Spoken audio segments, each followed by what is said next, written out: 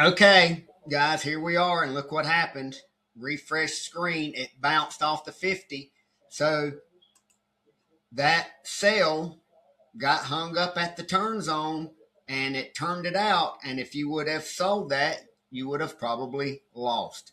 So walking away from it now, will it break this and continue? If it does, look for the USD CHF up. Look here, breaks through the 50. So I'm going to get off here. I'm going to go over here and see if I can find my 4 steps. If I get them, I'll send it out and it'll be number 1 for Friday.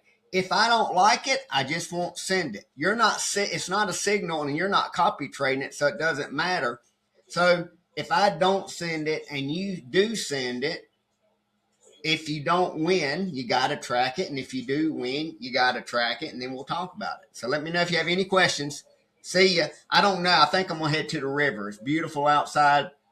I'm not playing golf Sunday. So I think I'm just going to take Darla and head to the river. So if I don't send anything out in the next 30 minutes, then y'all have a great long weekend. And I'll see you on Monday. See, John, I'll see you Monday at 10 o'clock for your session. See ya. Peace.